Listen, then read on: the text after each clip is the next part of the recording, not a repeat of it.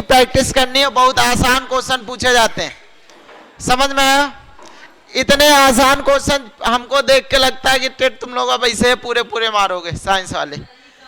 अभी देखना यहाँ पर, अभी देखना, हम तो सोच रहे थे कि बहुत टफ पढ़ा दिया, सुपर टेट वालों को भी ध्यान देना था ना, क्योंकि लेकिन टेट में इतने जितने भी क्वेश्चन पूछे गए हैं सारे बहुत वन लाइनर के ऊपर, कुछ नहीं पूछा गया। क्लियर है? चलो पहले क्वेश्चन का आंसर कौन बताएगा? प्रकाश की गति सबसे ज्यादा किसमें होती है? कहां होती है? गलत जवाब। किसमें होगी? लो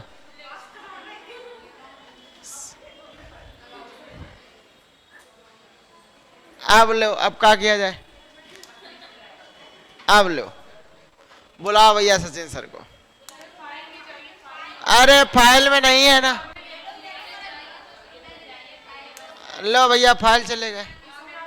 सीटेड पेपर पता नहीं किस नाम से बना दी है सर ने, कहीं देखो दिख रहा है, ऊपर ही कहीं होगी।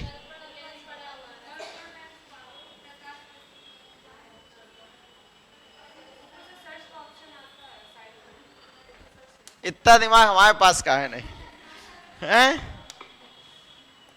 लेकिन वो हिंदी में सेव है ना, कहां से कर लें इसमें?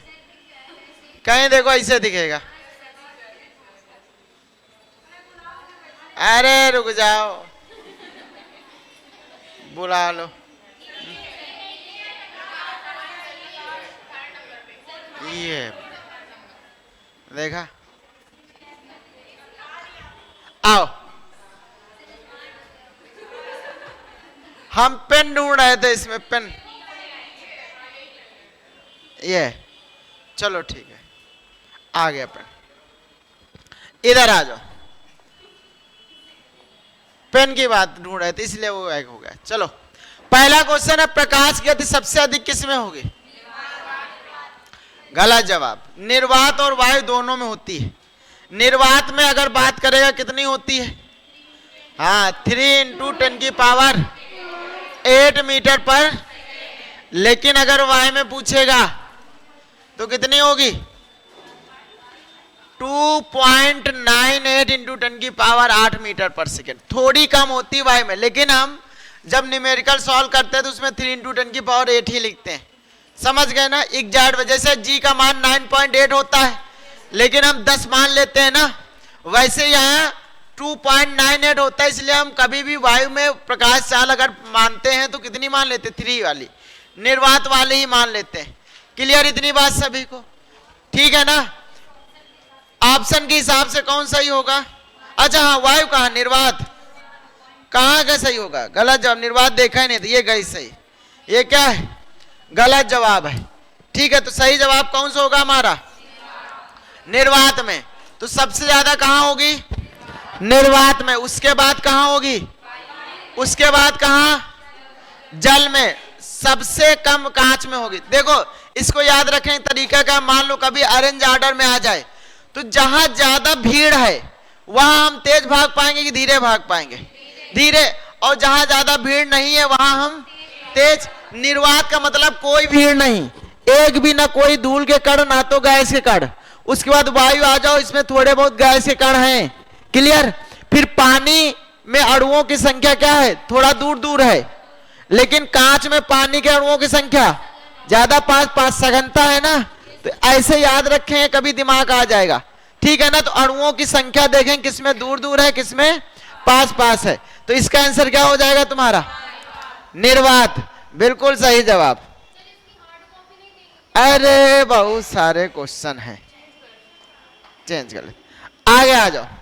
मिलेगी, सब मिलेगी। कौन पूछ रहा था?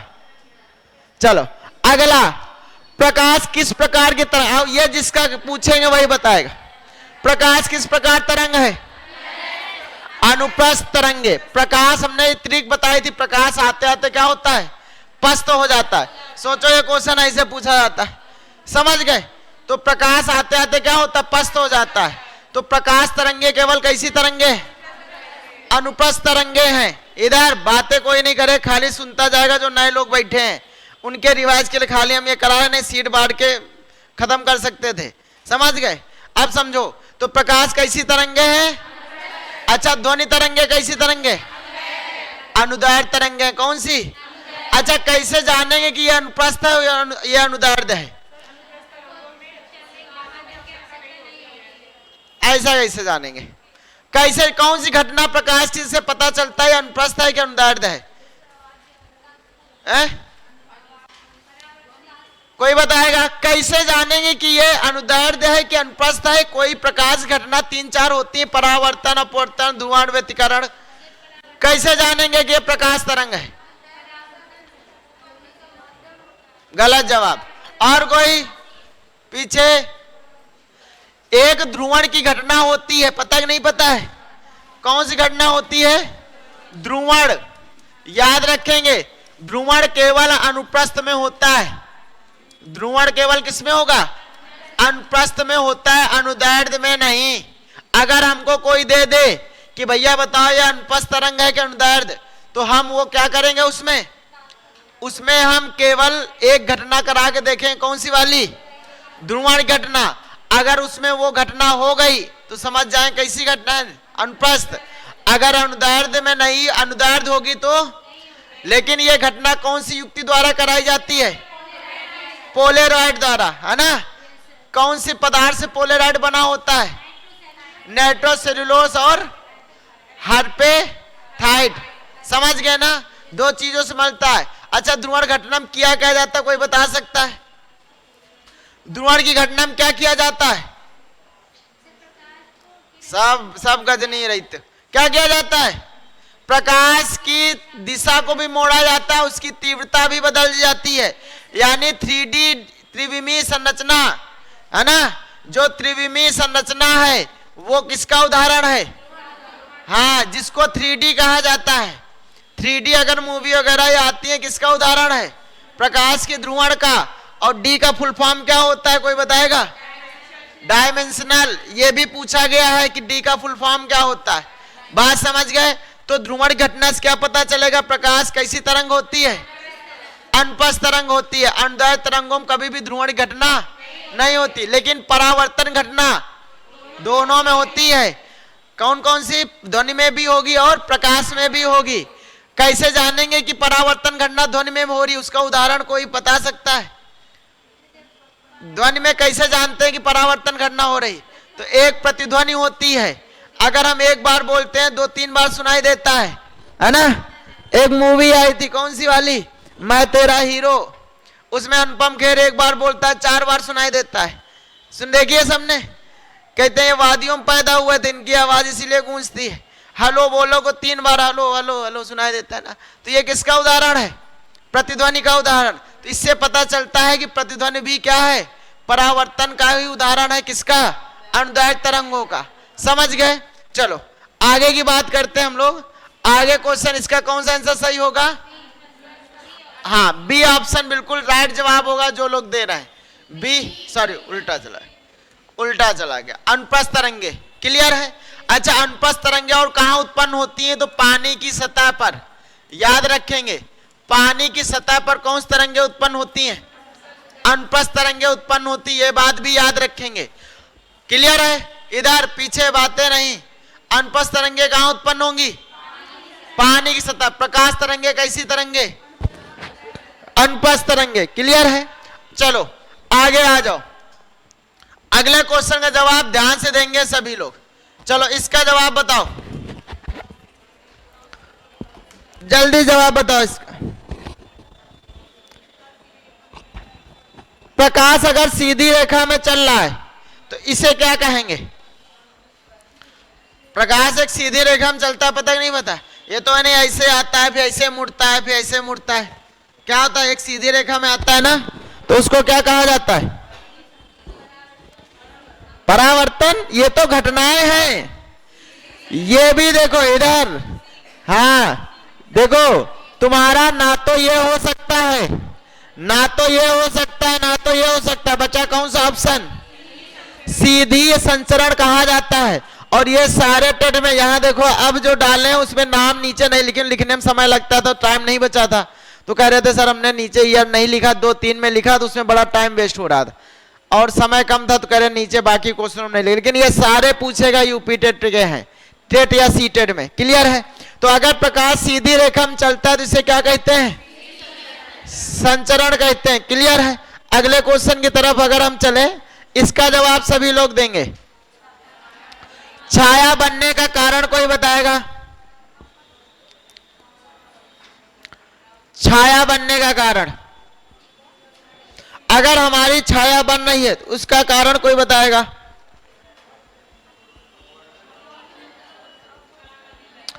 बिल्कुल सही। कौन जा रहा है परावर्तन तरफ? परावर्तन घटना क्या होती? प्रकाश उस पार जैसे यहां से आएगा, हम इस टकराएगा वापस, तो इधर तो अंधेला हो जाएगा ना। अगर प्रकाश यहां से गुजर जाता तो यहां भी उजाला हो जाता। और अपवर्तन में क्या होता है? प्रकाश एक माध्यम दूसरे माध्यम में चला जाता है ना, तो ये अपवर्तन घटना तो हो ही नहीं सकती। विवर्तन के जानते हो, प्रकाश किनारों से टकरा के मुड़ जाता है, वो उसका उदाहरण होता है कि बंद कमरे में भी उजाला होना। ये किसका उदाहरण होता है? विवर्तन का। सीधी संचरण का मतलब ये तो कोई बात नहीं हुई। तो बचा क्या हमारे पास? परावर्तन। तो जो आंसर सही होगा वो क्या होगा? परावर्तन। अगर किसी परछाई बन रही है तो किस गुण के कारण? परावर्तन गुण के कारण। बिल्कुल सही जवाब जो लोग इधर दे रहे थे। बाकी लोग सोचा करो, हम इसलिए बता रहे हैं, बोला जरूर करो, गलत होगा हम सही बताएंगे तो हमेशा के लिए याद हो जाता है। और बहुत टफ टेट में नहीं आता है, जितना हमने तुमको पढ़ा दिया एक क्वेश्चन बाहर नहीं जाएगा उससे। क्लियर? सुपर टेट में थोड़ा टफ पूछा जाएगा जो बाकी चीजें हैं। क्लियर?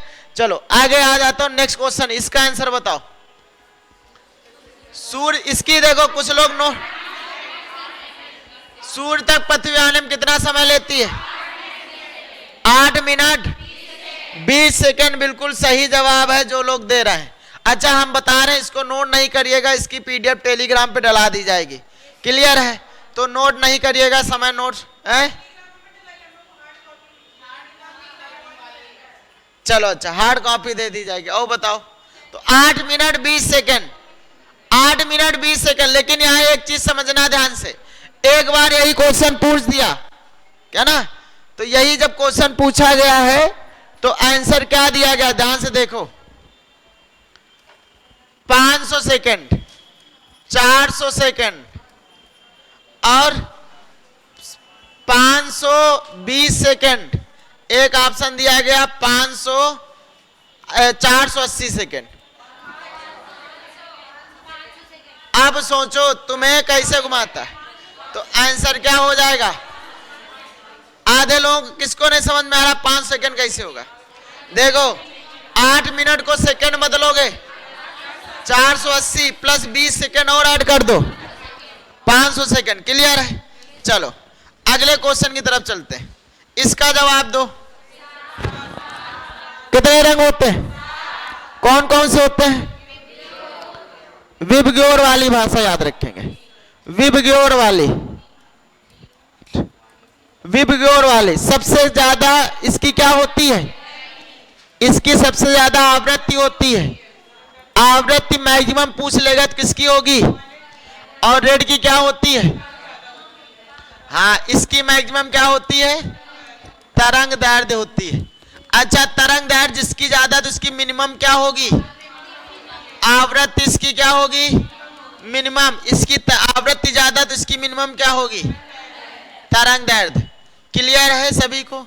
अगर आवृत्ति और तरंग दैर्ध्य के बीच में संबंध पूछ ले तो क्या होता है? V बराबर एन लैम्डा। क्या होता है?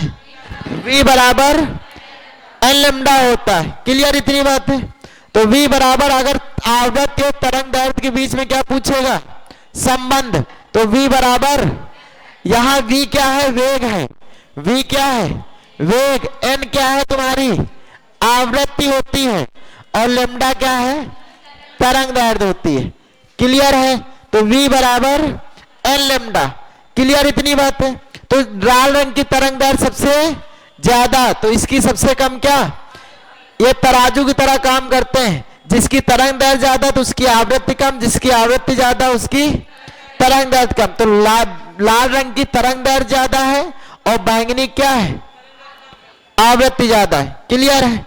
चलो आगे नोट करो,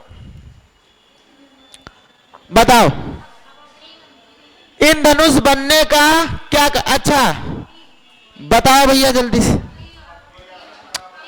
हाँ अच्छा देखो, हमने लिखाया है अपवर्तन और पूर्ण आंतरिक परावर्तन, है ना, यही बात लिखाई गई कि नहीं लिखाई गई। लेकिन यहां पर जो तीनों घटनाएं अगर दी है, परावर्तन या पूर्ण आंतरिक, तो ये दोनों मिलके ही पूर्ण आंतरिक परावर्तन बनाएंगे, ठीक है ना। तो कभी कभी ये अलग अलग बातें दे देता है। देखो प्रकाश फैलता भी तो है, तो वर्ण विकिरण नहीं, वर्ण विक्षेपण होना चाहिए। यहाँ विकिरण लिख गया है, यहाँ क्या होना चाहिए, वर्ण विक्षेपण होना चाहिए, ठीक है ना। अब वर्ण विक्षेपण का मतलब प्रकाश का 7 रंगों में बट जाना, किसी प्रिज्म से गुजरकर प्रकाश का 7 रंगों में बट जाना क्या कहलाता है, वर्ण विक्षेपण। परावर्तन तो होता ही है, अपवर्तन तो होता ही है, तो यानी यही हमारा क्या होगा, सही जवाब होगा। जो लोग यहां समझ, कितने प्रकार के इंद्रधनुष होता है, 2 प्रकार का, प्राथमिक और द्वितीयक। अगर पूछ ले इंद्रधनुष कितने प्रकार का, तो कितना, एक होता है प्राथमिक, दूसरा क्या होता है, द्वितीयक होता है। प्राथमिक में बाहर कौन सा रंग होगा, एक बाहर रंग होगा और एक अंदर की तरफ। तो प्राथमिक में बाहर कैसा होगा, लाल, अंदर की तरफ कैसा होगा, बैंगनी। और जस्ट इसका उल्टा कर लेंगे तो क्या बन जाएगा, द्वितीयक। द्वितीयक में बाहर कैसा होगा, बैंगनी, और अंदर की तरफ। अच्छा कुछ लोग अंदर बाहर नहीं समझ पा रहे होंगे, तो जैसे ये इंद्रधनुष ऐसे बनता है, ऐसे 7 रंग बटे होते ना, तो ये अंदर तरफ कहलाता है, ये अंदर कहलाएगा, ये क्या कहलाएगा, बाहर की तरफ। तो बाहर की तरफ प्राथमिक में लाल होगा और अंदर तरफ कैसा होगा, बैंगनी रंग होगा। लेकिन द्वितीयक में जस्ट उल्टा होता है, बाहर की तरफ बैंगनी होगा और अंदर तरफ लाल। 90% क्या 95% केसेस में प्राथमिक वाला ही बनता है, और प्राथमिक वाला ज्यादा चटक होता है, किसके अपेक्षा, द्वितीयक वाले की अपेक्षा। प्राथमिक वाला ज्यादा चटक होगा, द्वितीयक वाला क्या होगा, कम चटक होता है। चलो आगे क्वेश्चन की तरफ चलते हैं। अगला क्वेश्चन बताओ, प्रिज्म से प्रकाश गुजरने पर क्या होता है, वर्ण विकिरण यानी वर्ण विक्षेपण, है ना। प्रकाश से जब देखो, जब कोई भी प्रकाश किसी प्रिज्म से गुजरता है, समझ लेंगे, जब किसी प्रिज्म से गुजरता है तो यह अपने 7 रंगों में क्या होता है, बढ़ जाता है। यह घटना क्या कहलाती है, वर्ण विक्षेपण या फिर वर्ण विकिरण।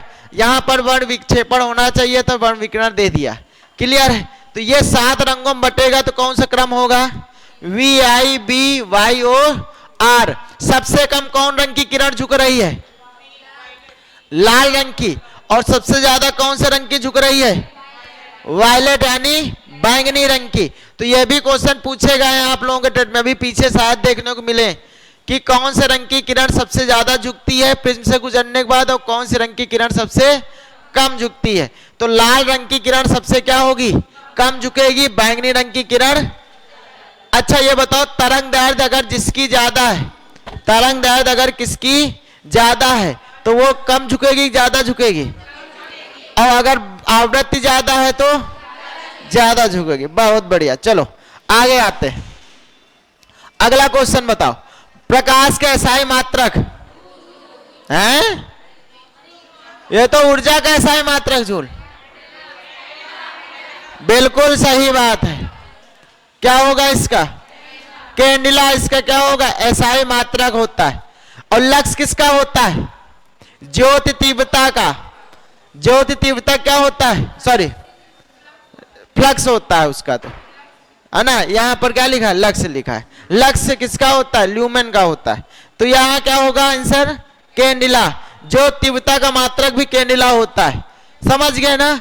जो तीव्रता का मात्रक क्या होता है, कैंडिला। लेकिन क्वेश्चन देखो क्या पूछ दिया, प्रकाश का एसआई मात्रक पूछ दिया, तो याद रखेंगे इसका एसआई मात्रक क्या होगा, कैंडिला, क्लियर। जितने भी हमारे सारे मात्रक हैं वो एसआई मात्रक होते हैं। जितनी भी हमारी 7 मूल राशियां हैं, 7 मूल राशियां कौन कौन सी हैं, सबसे पहला 7 मूल राशियों की संख्या 7 होती है।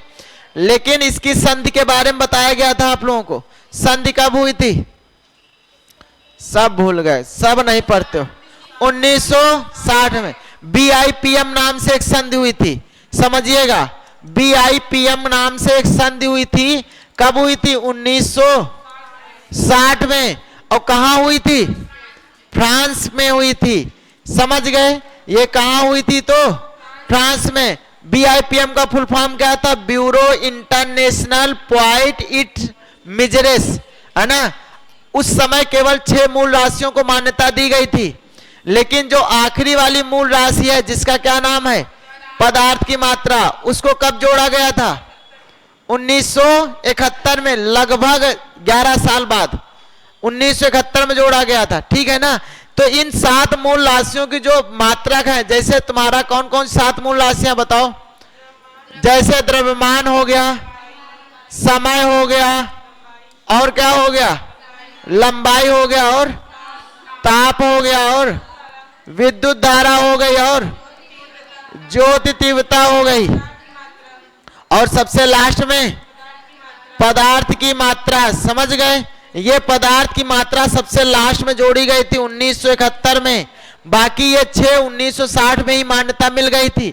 अगर कभी पूछ ले कि सबसे बाद की राशि कौन सी है, तो पदार्थ की मात्रा। इसका मात्रक क्या होता है? द्रव्यमान का किलोग्राम, इसका सेकेंड, लंबाई का ताप का केल्विन, और विद्युत धारा, हाँ विद्युत धारा का एम्पियर, और इसका कैंडिला, और इसका मोल।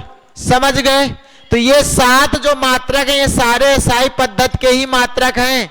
तो याद रखें, जो तीव्रता यानी कैंडिला भी प्रकाश का ही SI मात्रक माना जाता है। समझ में आ गई इतनी बात? चलो आगे की बात करते हैं हम लोग। अगला क्वेश्चन बताओ, जल्दी बताओ।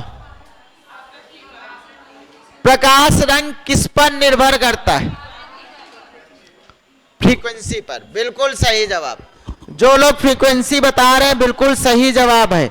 आवृत्ति पर निर्भर करता है हमेशा, उसकी रंग जो होगा वो किस पर निर्भर करेगा।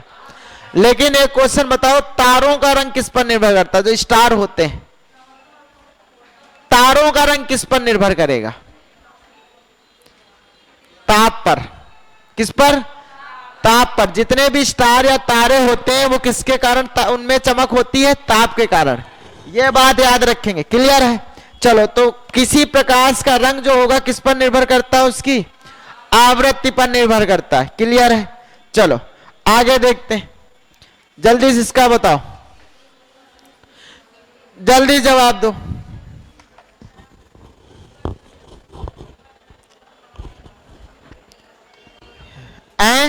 कह रहा है किसी वस्तु का रंग क्यों दिखाई देता है? अच्छा, क्या करती है? हाँ, जिस रंग को परावर्तित करेगी वही रंग हमको। जैसे यहां पर कोई पीला पहना है, कोई नीला पहना है, तो जैसे हम इस पे हम देखें तो ये प्रकाश को क्या कर रही? पीले रंग को। बाकी सारी क्या कर रही? अवशोषित कर रही है। तो जो रंग परावर्तित करेगी वही हमको रंग दिखाई देगा। कौन सा रंग अपरावर्तित कर रही है? तो जो भी रंग अपरावर्तित करेगी वही रंग हमें क्या करता है? दिखाई देता है। जैसे काला रंग हमें क्यों दिखाई देता है? क्योंकि ये सभी किरणों को अवशोषित कर लेता है। सभी प्रकार रंगों किरणों को अवशोषित कर लेता है, और ये किसी रंग को परावर्तित नहीं करता है। तो जिसके कारण हमारा क्या होता है? जब कोई रंग नहीं दिखेगा तो कैसा दिखेगा? चीजें काला दिखेगा। बात समझ में आई ना? अब जैसे सफेद है, सफेद क्यों दिखता है? ये सभी रंगों को परावर्तित कर देता है, इसलिए सफेद दिखता है। ये क्वेश्चन कभी भी आ जाए कि सफेद रंग किस कारण दिखता है? क्योंकि ये सभी रंगों क्या करता है। अगर आ जाए कि काला रंग क्यों दिखाई देता है? क्योंकि सभी किरणों को अवशोषित कर लेता है। लेकिन लाल है तो वो लाल को परावर्तित करेगा, बाकी को अवशोषित कर लेगा। यानी जो रंग अवशोषित नहीं होगा वही रंग हमको दिखाई देगा, यानी जो रंग परावर्तित हो रहा है। क्लियर है इतनी बातें? तो अगले क्वेश्चन की तरफ चलते हैं। इसका बताओ। हाँ, अभी देखो बताया है, जो सभी रंगों को अवशोषित करेगा वो कौन सा होगा? काला रंग होगा। क्लियर है? काला रंग क्या करेगा? सभी रंगों को अवशोषित कर लेगा। यानी कौन सा आंसर सही हो जाएगा इसका? सभी रंगों को अवशोषित कर लेता है, यानी वो, इसलिए हमको काला। सफेद क्यों दिखाई देता है? सभी रंगों को। बहुत बढ़िया। चलो अगले क्वेश्चन की तरफ आओ। इसका आंसर बताओ।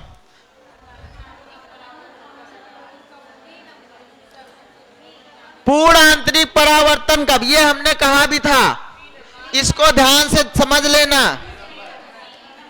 कौन सा नंबर? सघन से विरल की विरल से सघन, बिल्कुल सही बात, समझना। जब यहां से सघन से विरल जाएगी, इधर समझ लो, जब सघन से विरल तो ये अभिलंब के पास आती है कि दूर जाती है?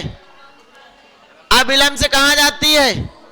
दूर जाती है। और जब उल्टा कर दोगे विरल से सघन तो अभिलंब, ये जो लाइन कहलाती है ये अभिलंब कहलाती है, समझ गए? और जब हम उल्टा कर देंगे यानी विरल से, तो ये किरण इधर ना जाके कहां आएगी? ऐसे आएगी, अभिलंब सीधे अभिलंब की ओर झुक जाएगी। जब ऊपर क्या हो जाएगा? विरल, और नीचे क्या हो जाएगा? सघन, तो ये अभिलंब की ओर झुक जाती।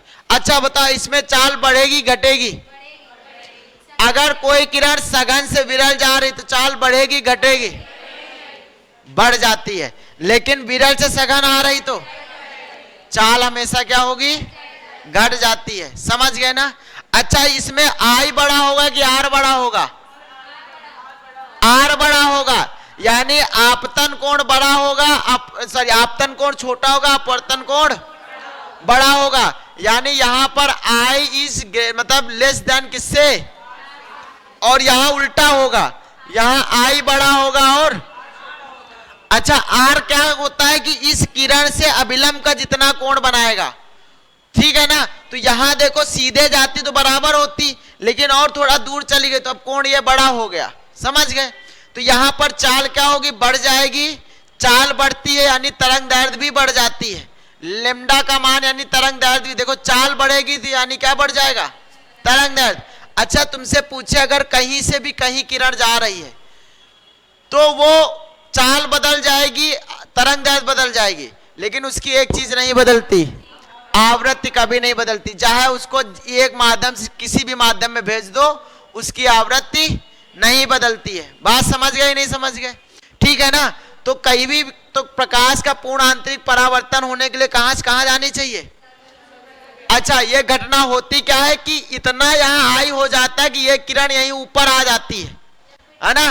यानी जब 90 से भी अधिक हो गया, देखो ये कोण 90 कहलाएगा इतना, इस लाइन से इस लाइन में देखो 90, तो जब 90 से अधिक हो जाता है यानी उसी माध्यम में पुनः वापस लौट गई। पूर्ण आंतरिक परावर्तन उदाहरण, कांच में पड़ी दरारों का चमकना, हीरे का चमकना, रेगिस्तान में मरीचिका का दिखाई देना, ये सारे उदाहरण किसके थे? पूर्ण आंतरिक परावर्तन के। चलो अगले क्वेश्चन की तरफ चलते हैं। तो इसका क्या आंसर होगा? बी ऑप्शन बिल्कुल सही जवाब होगा। यानी कहां जानी चाहिए? सघन से। सघन विरल सबको पहचान में आता है कि नहीं आता है? सघन का मतलब क्या होगा? जिसके अणु ज्यादा पास पास हो। जैसे हमने कांच और पानी में कहा, तो किसके अणु पास पास हैं? कांच के। तो जिसके अणु ज्यादा पास पास वो सघन। सघन का मतलब बहुत गजीन। गजीन जानते हो ना? कहते हैं बहुत गजीन हो गया है ना? और विरल, विरल का मतलब बीरर याद रखना, कहेंगे हूं बहुत बीरर हुआ है, पता ही नहीं पता ये बातें।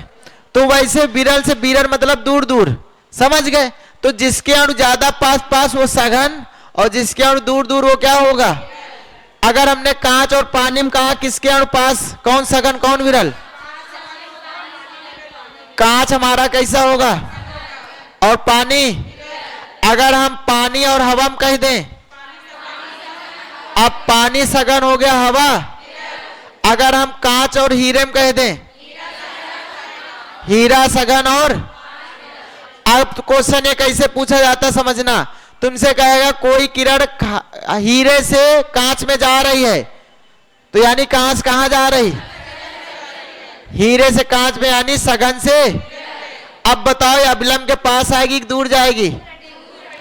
दूर हट जाती है ना, समझ गए? लेकिन अगर यही चीज हो जाती है कि हवा से पानी में जा रही, तो यानी कांच कहां जा रही? विरल से। तो आप समझो ध्यान से, तो जब विरल सघन जाएगी तो अभिलंब के पास आएगी। क्लियर है? चलो आगे क्वेश्चन की तरफ चलते हैं। इस क्वेश्चन का जवाब दो। ये लिखाया है हमने सीधा सीधा, बताएगा। ऑप्टिकल फाइबर किसका सिद्धांत पे काम करता है?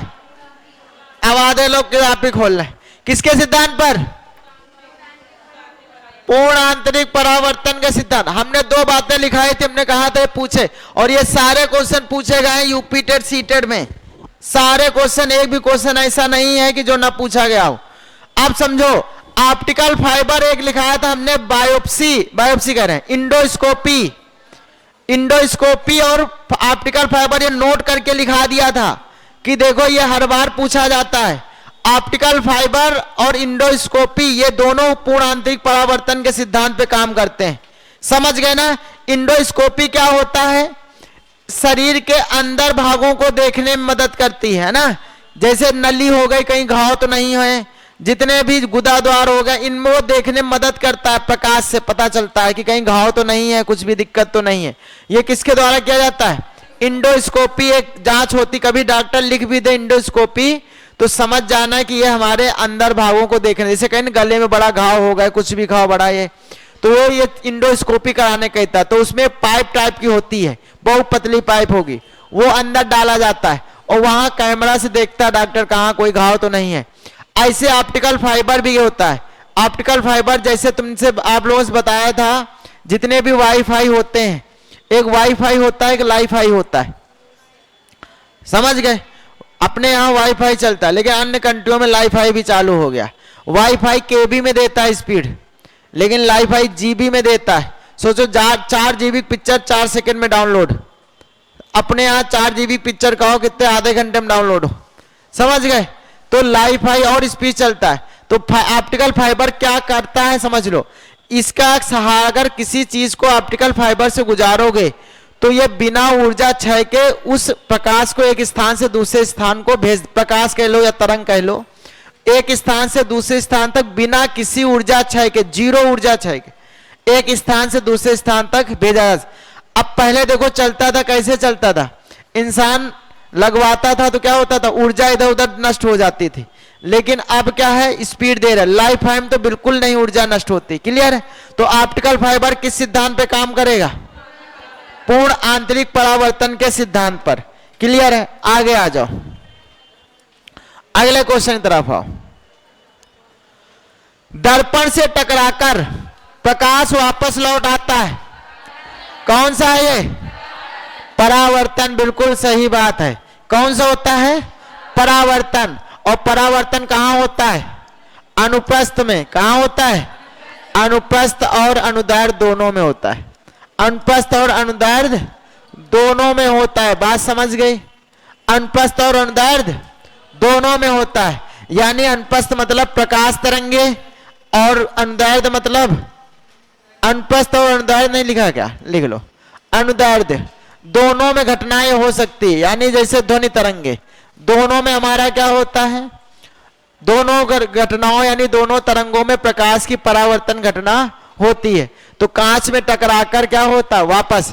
जैसे देखा होगा जब कांच टूट जाता था, कुछ लोग घड़ी से कर देते थे, है ना? स्कूल में जंगल किनारे बैठते थे हमेशा, है ना? घड़ी बढ़िया जिसमें खूब बड़ा डायल होता था, वैसे बस चालू हो गए, एक दूसरे के ऊपर मारना। तो वो घटना कौन सी है? परावर्तन घटना है। परावर्तन कितने नियम होते हैं? 2 नियम होते हैं। पहला नियम क्या होता है? समझना ध्यान से। 2 नियम कौन कौन से होते हैं? ऐसे परावर्तन घटना होती है। जो ये आता है इसको क्या कहते हैं? आपतित किरण। इसको आपतित किरण कहा जाता है। और जो बीचों बीच होता है, जो इस तल के साथ कितने डिग्री कोण बनाएगा? 90 डिग्री कोण बनाता है, ये क्या कहलाता है? अभिलंब कहलाता है। और ये कौन सी किरण कहलाएगी? परावर्तित किरण कहलाती है। तो देखो तीनों एक ही बिंदु पर होते हैं या एक ही तल पर होते हैं ना।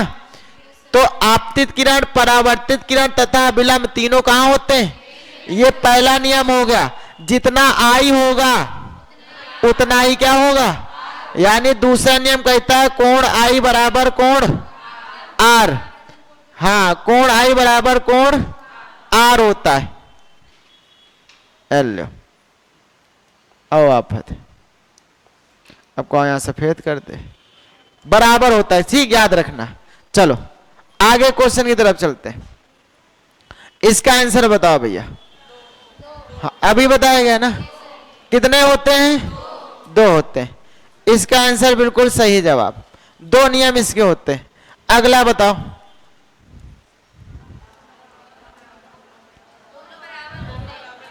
दोनों क्या होते हैं? अभी बताया गया, दोनों कैसे होंगे? आई का बराबर मान किसके होता है? देखो यहां आपतन कोण और परावर्तन कोण शब्द लिया है, बात समझना ध्यान से। किस शब्द का प्रयोग किया है? आपतन कोण और आपतन कोण दोनों में बनता है। देखो इधर समझना, चाहे हम अपवर्तन की घटना ले लें ऐसे, तो इस कोण को क्या कहते हैं? आई का मान आपतन कोण कहा जाता है। इधर समझ लो, अभी हम क्यों इस चीज को समझा रहे हैं, गलती हो सकती है जल्दबाजी में। और इस कोण को आर को क्या कहते हैं? अपवर्तन कोण कहा जाता है। क्लियर है? अगर इसकी जगह पर यह बात लिख देता कि आपतन कोण जो होता है वो क्या अपवर्तन कोण के क्या होगा? बराबर होता है, तो यहां अपवर्तन कोण लिखता तो गलत हो जाता, क्योंकि ये कभी बराबर नहीं हो सकते। लेकिन परावर्तन घटना आपकी ऐसे होती, ये वाली, ठीक है। यहां ये आई और ये आर के बराबर होते हैं, तो इसको बोलते हैं आपतन कोण, इसको भी बोलते हैं, ठीक है। इसको भी आपतन कोण बोला जाता है, लेकिन इसको कौन सा कोण? परावर्तन। तो परावर्तन कोण अगर दिया है तो समझ लो परावर्तन की घटना के बारे में पूछ रहा है, और इसमें आई आर बराबर होते हैं।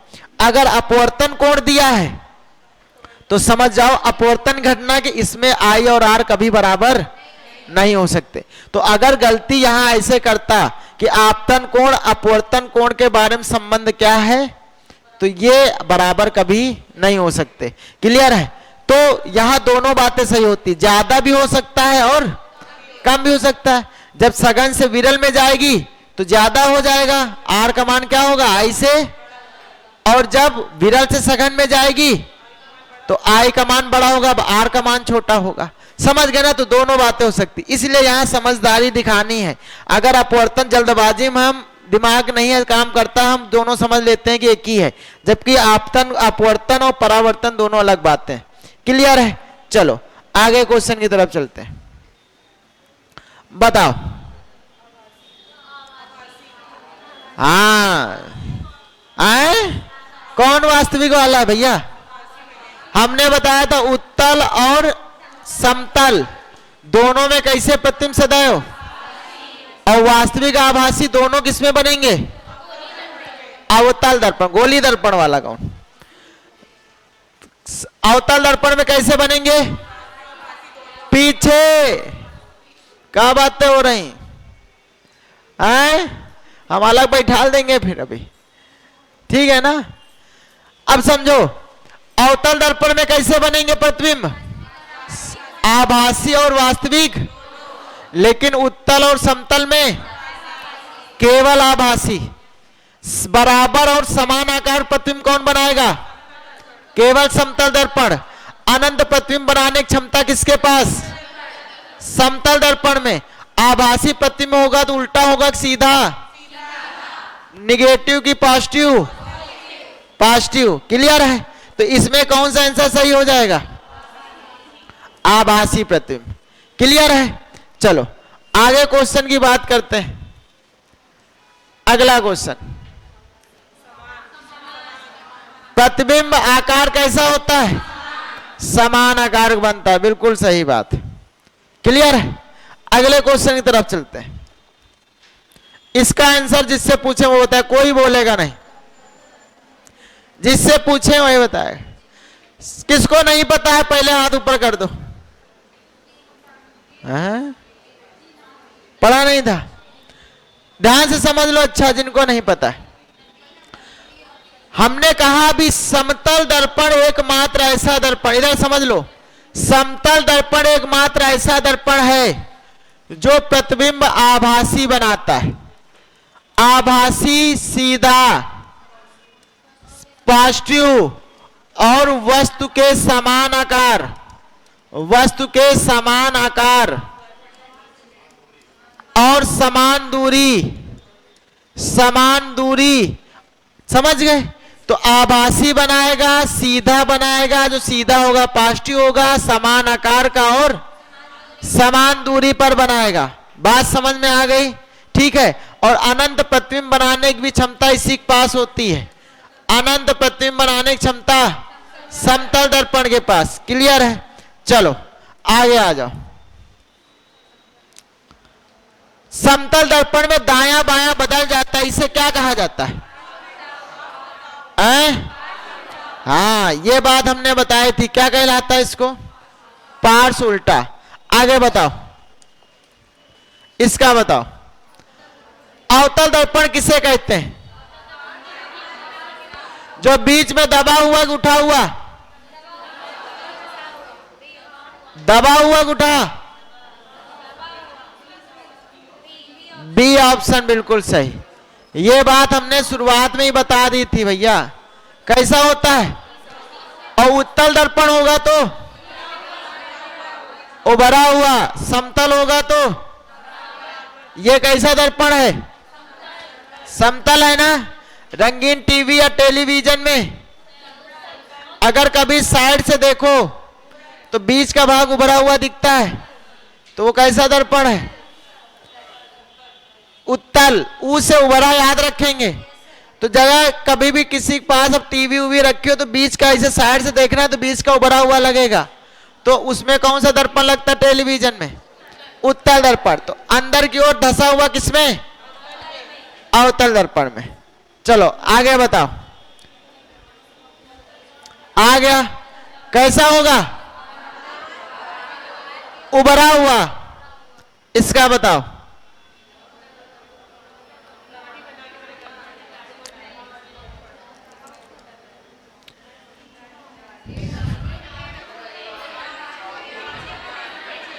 अवतल दर्पण पूछ रहा है।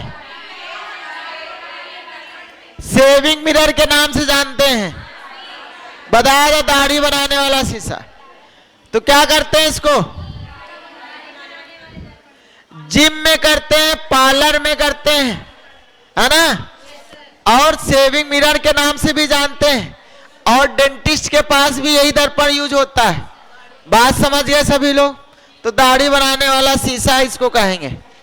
बाकी सब किसके उदाहरण हैं? चलो आगे आओ। उत्तल दर्पण का उपयोग बी ऑप्शन। इसका बताओ। अवतल हल्का कर्ण होता है, समझिएगा ध्यान से। हमने बताया था अवतल दर्पण कैसा होता है। तो ऐसे अगर टार्च देखो तो उसके अंदर कटोरी लगी होती है एक, तो इसी आकार की तो होती है, यहां बल्ब लगा होता है बीचों बीच में, समझ गए। ऐसे हेडलाइट हो गई गाड़ी की, देखो कर्व टाइप की होती है अंदर। तो यह नहीं याद रखेंगे अवतल दर्पण का यूज किया जाता है। तो इसका कौन सा आंसर होगा? बी नहीं तो चलो आगे आओ। इसका बताओ। इसका देखो अपने यहां ये नियम नहीं है, लेकिन आप अदर कंट्री में चले जाओ तो हर मोड़ पे तुमको एक बड़ा सा गोल टाइप का दर्पण दिखता है। देखा कि नहीं देखा? किसी पिक्चरों में देखा होगा जब विदेशों में जाते हैं। कैंट में लगा है, लगा है ना। तो ये नियम है ये दर्पण लगाने का। तो कौन सा दर्पण होता है? उत्तल। कैसा दर्पण होगा? उत्तल दर्पण। हमेशा देखो कोई चीज गाड़ी चलाते समय आगे पीछे कहीं दाएं बाएं देखने में कौन सा? उत्तल दर्पण। क्लियर है? यानी इसका आंसर कौन सा हो जाएगा? क्लियर है? अगला आ जाओ। अब इसका क्वेश्चन ध्यान से बताना, ये वाला।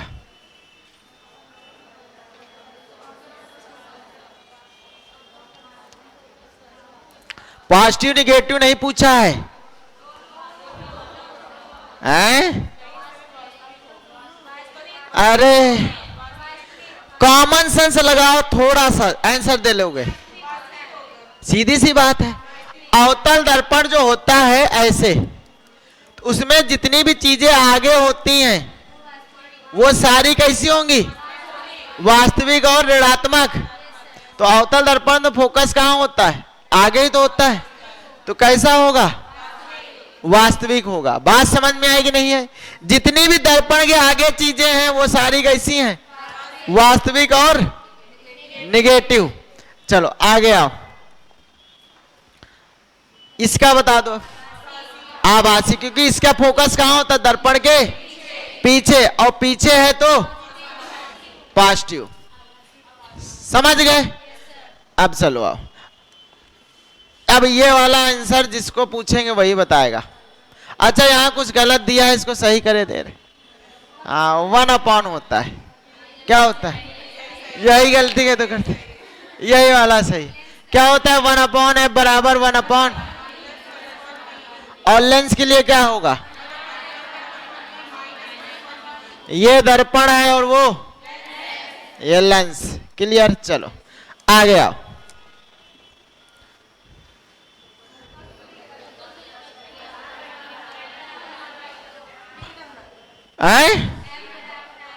सी नंबर ना? आर भाई सी वाला कोई है? पक्का ना? चलो, जिनको कभी कंफ्यूजन हो तो एक बात से समझ लेंगे। कैसे समझेंगे? कि ये हमारा मान लो कोई दर्पण है, मान लो कौन सा दर्पण है? अवतल। ये हमारा एफ होता है, यहां हमारा सी होता है। तो ये जो होती है वक्रता त्रिज्या कहलाती है। अगर फोकस दूरी 10 है तो ये तुम्हारी कितनी होगी? 20। तो वक्रता त्रिज्या मतलब देखो, ऐसे अगर इसको पूरा मिला देते हैं तो ये सर्कल बन जाता है, और सेंटर ये है, तो सेंटर से परिधि की दूरी क्या कहलाती है? त्रिज्या ही तो कहलाती है। तो त्रिज्या यानी जस्ट एफ के डबल, तो यानी एफ उसका आधा। समझ गए? तो इसका कौन सा आंसर हो जाएगा? B number. चलो आगे आओ, इसके बारे में ये जिससे पूछें वही बताएगा, जिससे पूछेंगे वही बताएगा।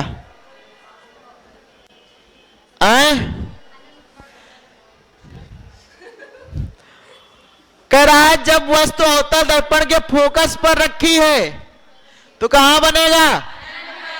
अनंत पर बनेगा। समझ गए कि नहीं समझ गए? ध्यान से देखेंगे। अनंत पर कैसा बनेगा? बड़ा कि छोटा? बहुत बड़ा। उल्टा की वास्तविक कि सीधा? वास्तविक और उल्टा है तो ऋणात्मक कि धनात्मक? बहुत बढ़िया। कहां बनेगा? जिनको नहीं पता ध्यान सीख ले। अवतल दर्पण की बात करते हैं, इधर समझो। अवतल दर्पण की बात करते हैं तो यहां एफ होता है, यहां पर सी होता है। तो जब कभी हमें प्रतिबिंब रखने की बात करेगा तो पहली कंडीशन एक वाली ये अनंत पर रख दी गई है तो फोकस पर बनेगा। क्लियर है? और वस्तु से बहुत बड़ा नहीं छोटा। फिर दूसरी कंडीशन कहां? अनंत और सी के, तो प्रतिबिंब कहां बनेगा? सी और एफ के। तीसरी कंडीशन वक्रता केंद्र पर, तो कहां बनेगा? वक्रता केंद्र पर ही बनेगा। और कैसा बनेगा? वस्तु के, अगर क्वेश्चन पूछा जाए वस्तु के समान आकार बनाने के लिए अवतल दर्पण सामने वस्तु कहां पर रखनी चाहिए, तो अब वस्तु कहां रखी गई तो प्रतिबिंब कहां बनेगा? अब कैसा बनेगा? वस्तु से। और लास्ट कंडीशन कहां रख दी गई? फोकस पर, तो प्रतिबिंब कहां बनेगा और कैसा बनेगा? और यही चीज पूछी जा रही, कहां रखी है तो प्रतिबिंब कहां बनेगा। समझ गए ना? अभी याद हो जाएगा, नहीं याद होगा तो पड़ोसी से पूछ लेना, वो शायद बता दे, अगर मित्रता गहरी है तो। आगे आओ। अब कहां रख दी गई तो कहां पर बनेगा? बहुत बढ़िया। तो कहां बनेगा? कैसा बनेगा? बराबर, वास्तविक और ऋणात्मक। चलो आगे आओ, इधर आओ। कैसा बनता है? बहुत बढ़िया। आभासी और सीधा। जो आभासी होगा वो कैसा होगा और कैसा होगा? ठीक। चलो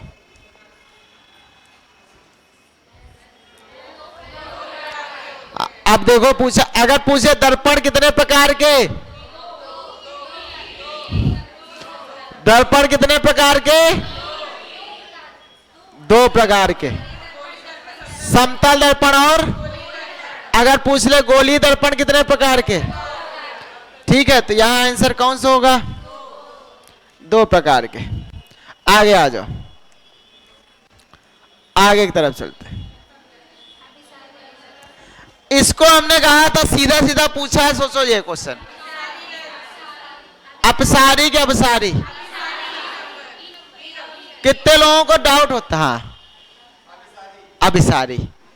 अपसारी बता रहे तुम लोग, अभिसारी। जिनको नहीं पता ध्यान समझ लेंगे। इधर ये हमने कौन सा दर्पण बनाया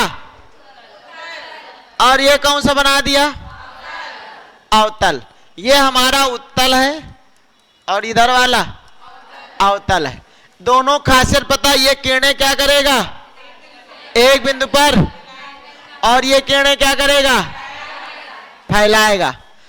अच्छा, फैलाने का मतलब हमने कहा था पसारना, इसको क्या बोलते हैं? अपसारी। अपसारी बोलते हैं। और इसको क्या बोलते हैं? अभिसारी। समझ गए? हमने इसको याद करने तरीका भी बताया था। फैलाने का मतलब पसारना होता है ना। घर में कहते तो जब पाए पसारे फैले है ना, बैठे हो, पाए पसारे लेटे हो, पसारे का मतलब फैलाना होता है। तो यहां देखो क्या दिख रहा है? पसारी। तो पसारने से याद रखना क्या? पसारे। तो कभी ऐसा डाउट हो तो इसी तरफ, और इसका याद रखना, अभी रुको मिलाते हैं तुमको, अभी फोन मिलाते हैं, अभी मिलाते हैं, अभी रुको पापा फोन मिलाते हैं। तो हर बार में अभी भी चलाता है। तो मिलाने का मतलब अभी से याद रखेंगे। क्लियर है? चलो आगे आ जाओ। इसका क्या होगा? इसका बताओ। उत्तल लेंस का बीच का भाग मोटा, यानी कौन सा ऑप्शन? इसका बताओ। चलो इसका बताओ।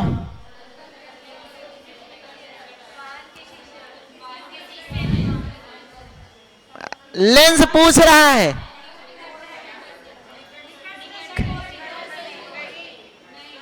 निकट दर्शी में तो अवतल लेंस कहां किया जाता है? सूक्ष्मदर्शी में। सूक्ष्मदर्शी दूरदर्शी दोनों में उत्तल लेंस लगता है। क्लियर? इधर आ जाओ। अवतल लेंस का उपयोग पास की चीजें दिखाई देंगी कि नहीं दिखाई देंगी? निकटदर्शी दोष में पास की दिखाई देती है कि नहीं? हाँ, निकटदर्शी दोष का उल्टा शब्दों पे ना जाना। निकटदर्शी दोष ऐसा लगता है निकट में दोष है, जबकि निकट की पास दिखाई देंगी, दूर की नहीं दिखाई देंगी। तो अगर अवतल लेंस का उपयोग इसी, और कारण भी बताया था किस कारण से रोग हो जाता है, कोई बताएगा? किस कारण से? कारण क्या है निकटदर्शी दोष होने का? पश्चात मांसपेशियां यानी सिलेरी मांसपेशियां सिकुड़ने पर वो तो जरादर्शी दोष हो जाता है ना। लेंस हिल जाता है जब, ना तो पास का दिखता है ना तो दूर का।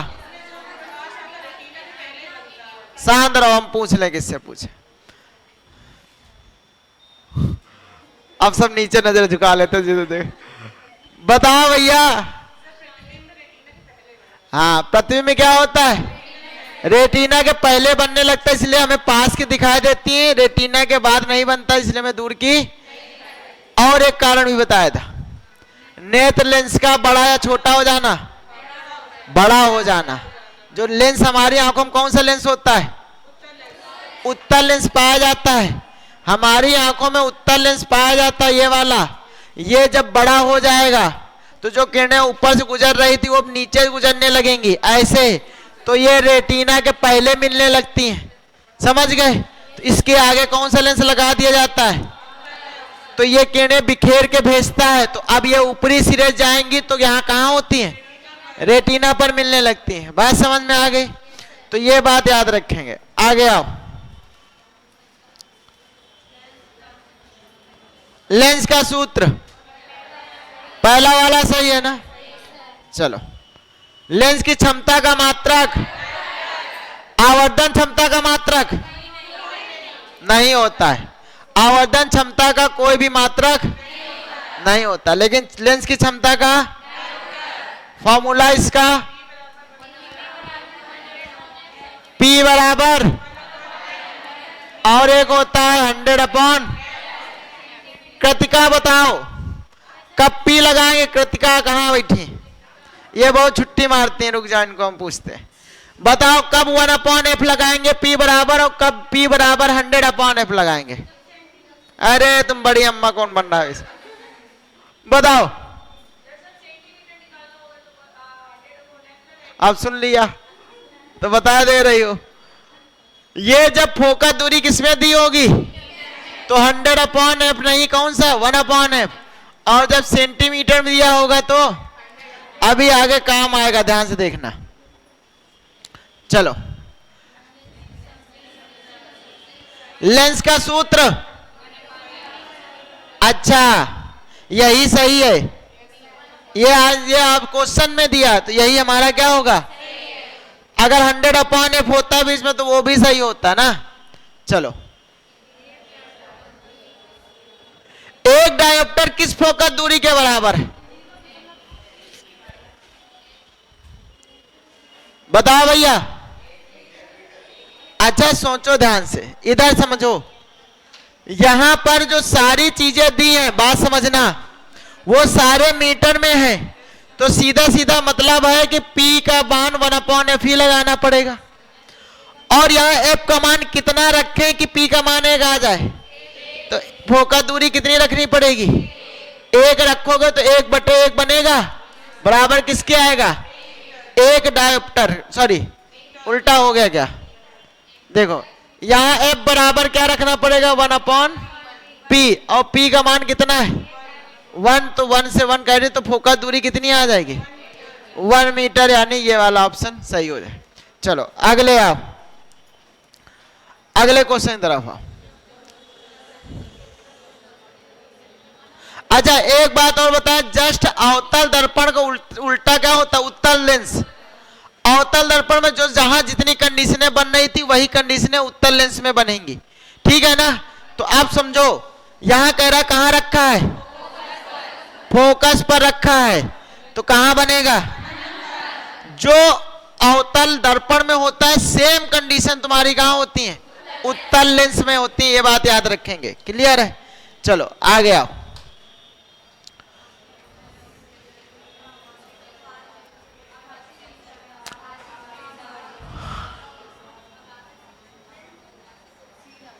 अवतल लेंस की बात आ गई।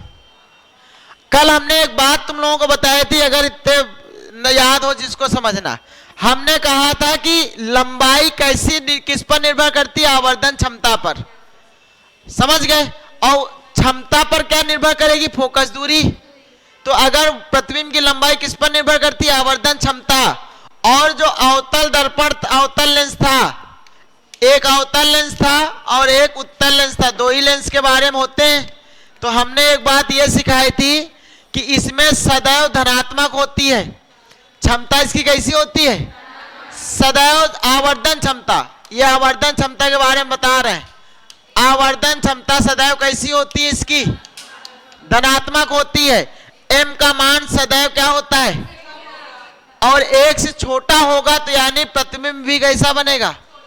इसमें तीनों, इसमें पॉजिटिव भी हो सकती है, और तो इसका m का मान 1 के बराबर भी होगा, m का मान 1 से बड़ा भी होगा, m का मान 1 से, तीनों कंडीशनें। तो सोचो इसका मान सदैव m के छोटा, देखो बराबर का मतलब m का मान जब 1 के बराबर तो प्रतिबिंब भी सेम वस्तु की लंबाई के बराबर बनेगा। यही बात तो बताई थी।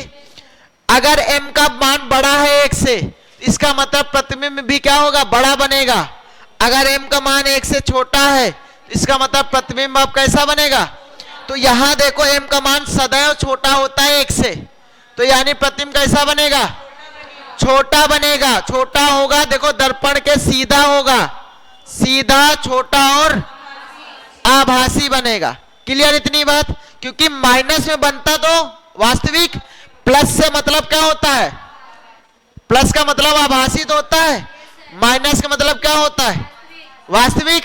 तो प्लस में हमेशा होता है, तो यानी हमेशा कैसा बनेगा? आभासी। और आभासी बनेगा, 1 से m का मान छोटा होता है तो कैसा बनेगा? और जो आभासी वो कैसा होगा? सीधा होगा। बात समझ गए ना? तो यहां से कंसेप्ट निकाल पाओगे तो ही लगा पाओगे इसको। अगले क्वेश्चन की तरफ आओ। 2f पर रखी है, आप कंडीशन समझो। यहां 2f का मतलब किसकी बात कर रहा है? c पर। f का जस्ट डबल, तो यानी किस पर बात कर रहा है? c पर बात कर रहा है। तो कहां पर बनेगा? 2f पर ही बनेगा। बात समझ में आई कि नहीं आई? अगर ये हमने ऐसे बना दिया, ये f है, इसको हमने 2f लिख दिया, तो कौन सा गुना कर दिया, है ना? इसको c ही तो लिखेंगे। तो चाहे c लिखे चाहे 2f लिखे, बात तो एक ही है। तो यहीं पर वस्तु रखी है, तो कहां बनेगा? यहीं पर बनेगा। तो आंसर कौन सा होगा? B option. आ गया।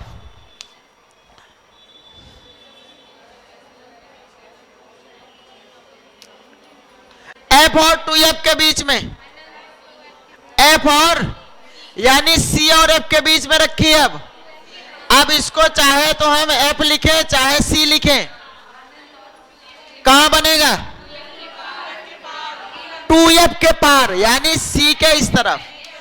देखो ये वाली कंडीशन रखा रहा है वो, यहां पर c है, यहां पर f है, तो यहां तो यही 2f हमारा है, तो इधर ही कहीं बनेगा बीच में, सॉरी उल्टा, कहीं यहां बनेगा, इधर ही बनेगा और इधर बनेगा, तो यानी 2f के पार। ऐसे भी क्वेश्चन घुमा सकता है।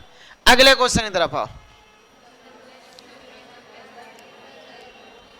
अब f के भीतर हो, f और p के, बिल्कुल सही बात। अब वस्तु कहां रख दी गई?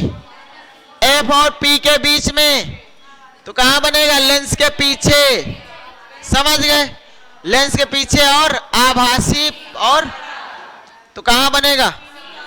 सी नंबर। चलो आगे आ जाओ।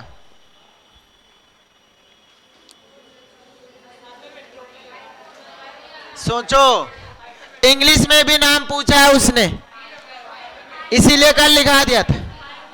मायोपिया किसको कहा जाता है? इसको कहा जाता है निकटदर्शी दोष। समझ गए? इसको हाँ दूरदृष्टि दोष कहेंगे, और इसको जरादर्शी दोष। क्लियर? ये बातें इंग्लिश में। एस्टिमेटिज्म में ये ब्रेन संबंधित बीमारी होती है। क्लियर? चलो आगे आओ। बताओ भैया क्या कहेंगे?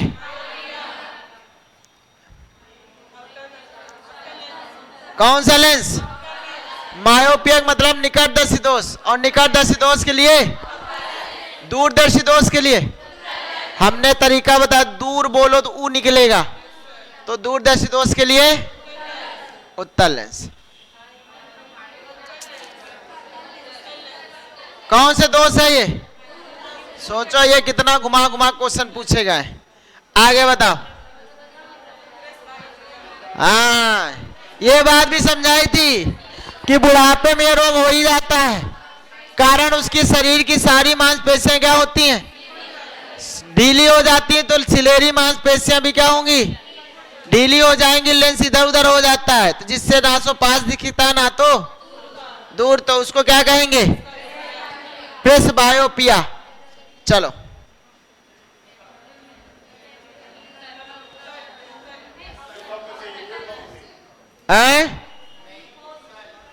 उत्तल लेंस, लेंस कैमरा में कौन सा लेंस? उत्तल लेंस हमेशा याद है। कैमरा, दूरबीन, सूक्ष्मदर्शी, तीनों में उत्तल लेंस। अरे वो जूम करने के लिए आगे पीछे करते हैं उसको, किसमें? अवतल लिखा है क्या? जरा एक बार गूगल करो, एक बार इसको एक बार कोई करके देखो गूगल। कैमरा में अवतल लिखा है ना, तो अवतल ही होगा, अवतल लेंस होगा। फिर टार्च में लिखाया था हमने उत्तल लेंस ना। एक बार कोई गूगल करो, जल्दी से करो। कैमरा में तो अवतल ही होता है, कैमरा में उत्तल होता है, लिखा दिया होगा तो उसमें देख लेना कल, क्योंकि ये तुम लोग कंफ्यूज कर, पहले उत्तल ही लिखा था हमने। उत्तल होता है ना, वो पहले हमने सही लिखाया था, तुम लोग बाद में कोई यहाँ कह दिया था। ठीक है ना? कैमरे में कैसा लेंस होगा? उत्तल लेंस। सर्च लाइट में उत्तल लेंस, ठीक है। कैमरा और सर्च लाइट, उत्तल लेंस हमने बताया भी था, आगे देखो बीच में मोटा दिखता है उसमें।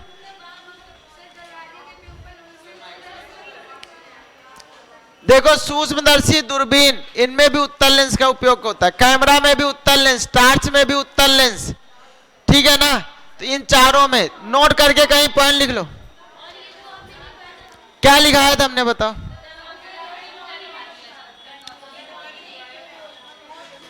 दरवाजे के प्यूपल होल में उत्तल लेंस,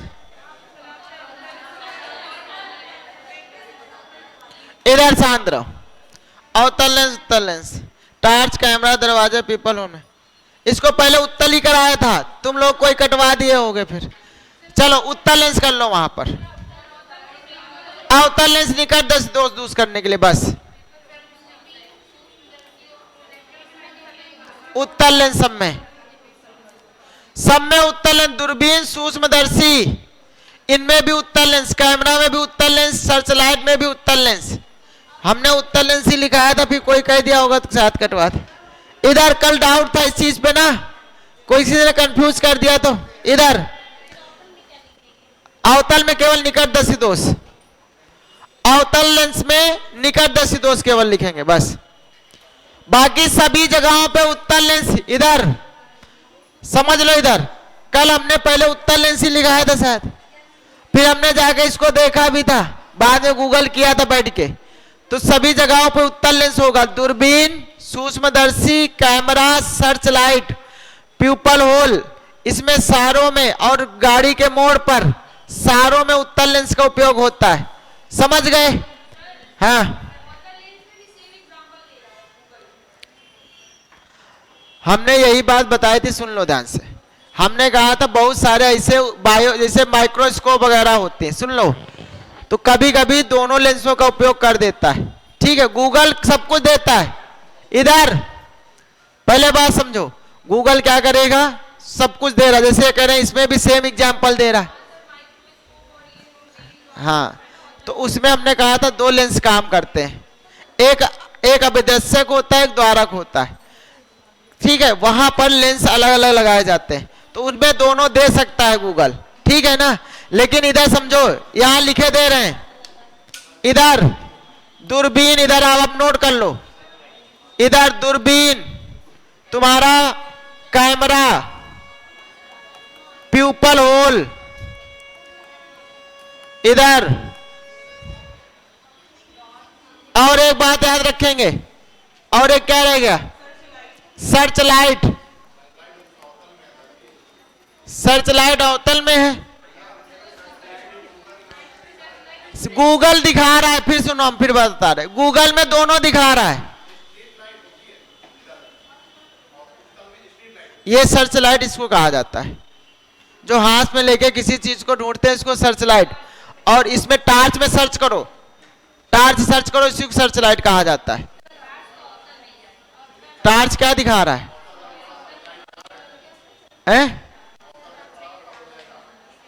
सर्च लाइट में क्या दिखा रहा है? अच्छा समझ लो, हाँ। यहां स्ट्रीट लाइट कर लो, स्ट्रीट लाइट। ये सारे अब कंफ्यूजन दूर कर लो, ये सारे किसके हैं? उत्तल के हैं। ये सारे उत्तल लेंस के उदाहरण हैं, यहां पर उपयोग किया जाता है, ठीक है। प्यूपल होल जो कैमरा दरवाजे में लगता है, हम वही कल वाली कंफ्यूजन, अब यही 100% सही है, ठीक है। कल हमने कंफ्यूजन में तुम लोगों का, लेकिन बाद में हमने इस चीज को सर्च किया था, तो ये सब गूगल की तरफ न, जब हमने बताया अलग अलग साइडें होती हैं, अलग अलग आदमी विचार, कुछ आदमी ऐसे डाल देते हैं कि अपनी साइड में कि वो कंफ्यूजन करता है ना। तो एनसीईआरटी में भी हमने इसको देखा था, सुन लो, एनसीईआरटी में भी यही चीजें लिखी हैं। एनसीईआरटी में क्वेश्चन पूछा गया, दूरबीन में कहाँ उपयोग किया जाता है, तो उत्तल लेंस दे रहा है, ठीक है। प्यूपल होल में कौन सा, तो उत्तल लेंस। कैमरा में उत्तल लेंस, सूक्ष्मदर्शी में उत्तल लेंस, क्लियर है। तो इसलिए हम इनमें श्योर हैं, अब समझ में आ गई बात। तो अब कहीं कंफ्यूज नहीं होगा, गूगल क्या दे रहा है, क्या कर रहा है, क्या नहीं कर रहा है। किताबें उठा के पढ़ो, वो भी एनसीईआरटी, उनमें यही चीजें चारों बातें लिखी हैं, ठीक है। सर्च लाइट में जो होता है वो अवतल लेंस होता है, ये बात उसमें नहीं लिखी तो हम इसमें श्योर नहीं है, ठीक है ना। तो एनसीईआरटी हमेशा मान्य होती है आगे चल के। तो हमने एक बात और बताई, कुछ लोग कह रहे हैं इधर, कुछ लोग कह रहे हैं कि दोनों चीजों में एक ही उदाहरण दे रहा है, अवतल लेंस में भी दे रहा है, उत्तल लेंस में भी दे रहा है ना। तो ये भी समझ लें, बहुत सारे ऐसी सूक्ष्मदर्शी बनाए जाते हैं जिसमें दोनों लेंसों का उपयोग किया जाता है। तो ऐसा नहीं है कि एक ही लेंस से एक ही सूक्ष्मदर्शी या दूरदर्शी बना दी जाती है, बड़ी चीजों को देखने के लिए हो सकता है दोनों लेंसों का उपयोग किया जाता है, ठीक है ना। तो इसलिए दोनों आंसर दे रहा होगा वो, ठीक है। तो अब एआई भी कभी कभी गलत होती है, उसमें जो फीड करोगे वही दिखाएगा, लेकिन एनसीईआरटी किताबें जो सरकारी वाली होती हैं उनमें यही चीजें दे रहा है, क्लियर है। तो अब याद रखेंगे कैमरा में कौन सा लेंस, उत्तल लेंस, क्लियर। चलो आगे आ जाओ, सर्च कर लो इसको चाहो तो। आगे देखो, मानव नेत्र में बनने वाला प्रतिबिंब वास्तविक और हमें कैसा दिखाता है, ये सीधा करके दिखाता है। कितनी सेल पाई जाती है रेटिना पर, प्रतिबिंब कहां बनेगा, रेटिना पर कौन कौन सेल पाई जाती है, रॉड सेल, और अंधेरे में देखने में कौन सी मदद करेंगी, रॉड सेल। कौन सी बीमारी हो जाती है इनके खत्म होने पर, रतौंधी खत्म होने पर, और उनके खत्म शंकु कोशिकाओं के कलर ब्लाइंडनेस, क्या हो जाता है, रंगों की पहचान, कौन से दो रंग नहीं दिखाई देते, लाल और हरा, क्लियर है। कौन से क्षण कोशिकाएं सबसे ज्यादा किसमें पाई जाती हैं, उल्लू में, और सबसे कम किसमें पाई जाएंगे, मुर्गे में पाई जाती। इनको और किस नाम से जानते हैं, क्षण कोशिकाओं को शलाका कोशिकाएं भी कहा जाता है। आगे आओ, इसके बारे में बताओ। मानव नेत्र में कौन सा लेंस होगा, उत्तल लेंस होता है। आगे आओ, कैसा होता है, अच्छा अच्छा, कैसा होता है, उल्टा होता है। उल्टा होगा, कैसा होगा, वास्तविक। इसीलिए कंफ्यूज करने के लिए कैसा दे रखा है, आभासी। रेटिना पर हमेशा प्रतिबिंब कैसा बनता है, उल्टा। अगर यहां उल्टा ना देता तो कैसा देता, वास्तविक शब्द देता। फिर चलो इसके बारे में बताओ।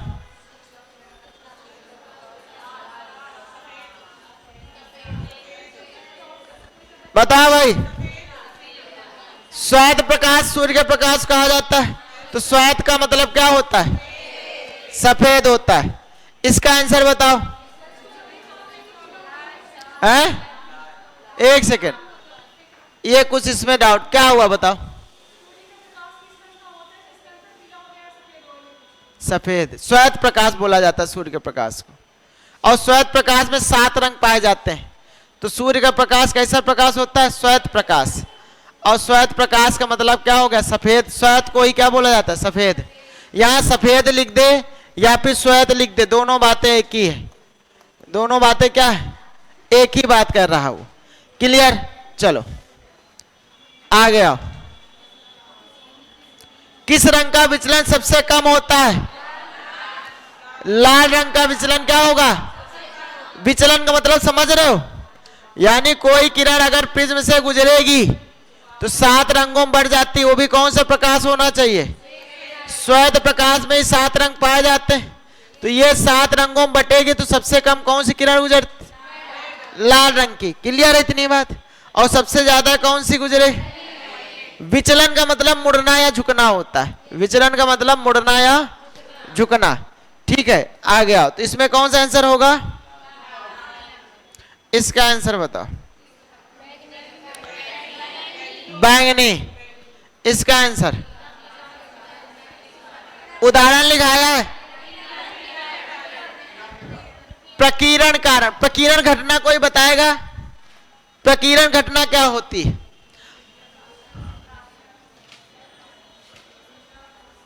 आप किताबें पलटी जा रहे। प्रकीर्ण घटना क्या होती है, जब कोई भी प्रकाश किसी एक माध्यम से दूसरे माध्यम में जाता है तो वह गैस और धूल के कण के कारण क्या होता है, सभी दिशाओं में क्या होगा, और जब फैलेगा तो क्या होगा, वही हमें घटना कह रहा है। अच्छा, जिस रंग का प्रकीर्ण ज्यादा होगा वो हमें सबसे कम या सबसे ज्यादा दिखाई देगा, जिस रंग का प्रकीर्णन सबसे ज्यादा होगा वो हमें सबसे कम दिखाई देगा, और जिस रंग का प्रकीर्णन सबसे कम वो हमें लाल रंग दिखने का कारण, क्योंकि इसकी तरंग दैर्ध्य ज्यादा होती है, और जिस रंग की तरंग दैर्ध्य ज्यादा उस रंग का प्रकीर्णन सबसे कम। ये बात याद रखेंगे, प्रकीर्णन इज प्रोपोर्शनल 1 तरंग दैर्ध्य।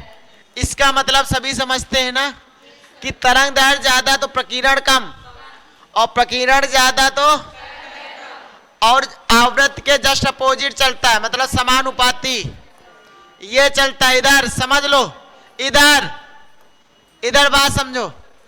अगर आप प्रकीर्णन ज्यादा तो आवृत्ति भी ज्यादा, आवृत्ति ज्यादा तो किस रंग की आवृत्ति सबसे ज्यादा, उस रंग का प्रकीर्णन भी, और जिस रंग का प्रकीर्णन सबसे ज्यादा वो हमें सबसे, सूर्य उगते और सूर्य डूबते समय लाल दिखाई देना प्रकीर्णन के कारण।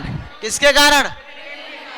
क्यों दिखाई देता? क्योंकि लाल रंग की तरंग दैर्ध्य ज्यादा होने कारण ये रंग हम, इसका प्रकीर्णन सबसे कम होगा, और जिस रंग का प्रकीर्णन सबसे कम होगा वो हमें सबसे।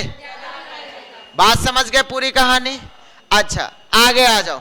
एक सूर्य उगते और डूबते समय शिथिल दिखाई देना किसका उदाहरण होता है? अपवर्तन का। शिथिल का मतलब बड़ा फैला हुआ, ठीक है ना? ये बातें याद रखेंगे। आगे आओ।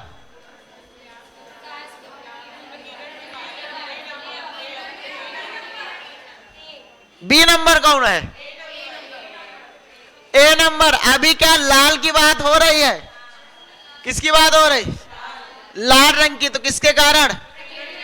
सिग्नल लाल क्यों बनाए जाते हैं? प्रकीर्णन कारण, है ना? जो सादिक जोड़ा होता है लाल क्यों बनाया जाता है? प्रकीर्णन कारण। क्लियर है? चलो आगे आ जाओ।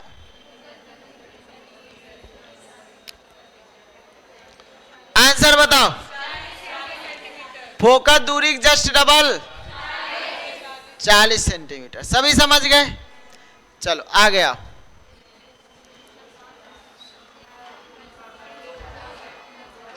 यदि लेंस की फोकस दूरी 50 है, अच्छा अब यहां नोट अब किसमें दिया है तो क्या लगा देंगे? 100 और एफ का मान किसने दिया है? 50 दूनी। तो आंसर क्या हो जाएगा? इसी बात अगर यही मीटर में दे देता तो 1/f। अब तो समझ गए भैया तुम लोग। चलो अरे यार आओ आगे आओ। हमने कहा था कि अब डायोप्टर में सहारा ऑप्शन का लेना पड़ेगा। सारे किसमें दिए हैं? कल ये सवाल हमने लास्ट टाइम कराया था।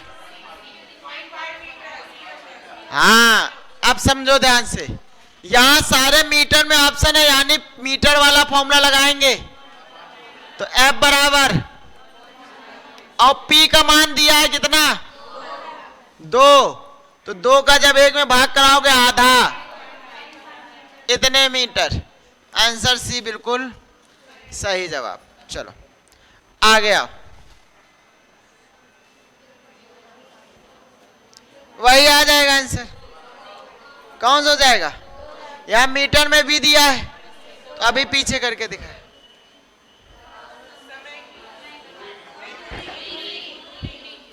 किसकी दूरी की?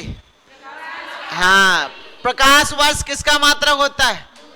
और दूरी का सबसे बड़ा मात्रक पूछ ले। अगर पूछ ले दूरी का सबसे बड़ा और सबसे छोटा, दोनों में अंतर बताओ भाई। दूरी का सबसे बड़ा और सबसे छोटा मात्रक, बिल्कुल सही बात। किसका? पारसिक। और सबसे छोटा? फर्मी। क्या होता है सबसे छोटा मात्रक? जितनी भी बैक्टीरिया की लंबाई वगैरह नापी जाती है, वायरस की, ये सब किस में नापी जाती है? फर्मी में। बात समझ गए? फर्मी में क्या नापी जाएंगी? सारे बैक्टीरिया। अच्छा कभी पूछ ले एक पारसेक बराबर कितने प्रकाश वर्ष के होता है?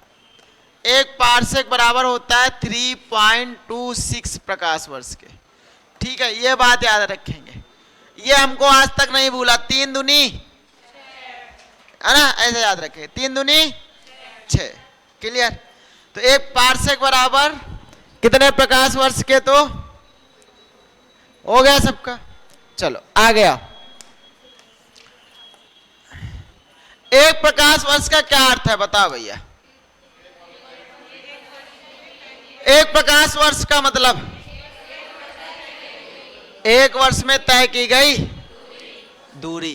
समझ गए? एक वर्ष में जितनी दूरी प्रकाश तय करता है उसको एक प्रकाश वर्ष कहते हैं। चलो आगे बताओ।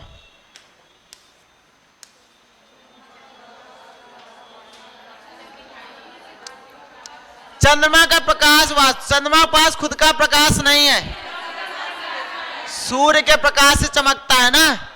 लेकिन यहां तो ये नहीं दिया है, तो ऑप्शन बी आंसर सही होगा। वो भी कौन सी घटना हो जाएगी? परावर्तन। जैसे हमने कहा था जहां पर टकराएगा वहीं चमकेगा। जैसे कोई किरण जहां टकराएगी वहीं तो उजाला करेगी, तो यानी परावर्तन, टकराना मतलब परावर्तन घटना।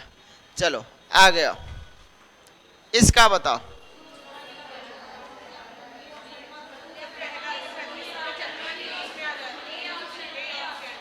जब सूर्य और चंद्रमा के बीच, सूर्य ग्रहण की बात हो रहा है, चंद्र ग्रहण, पृथ्वी और चंद्रमा के बीच सूर्य आ जाता है। पृथ्वी, सूर्य और, चलो पक्का? अच्छा, बी ऑप्शन होगा पगला।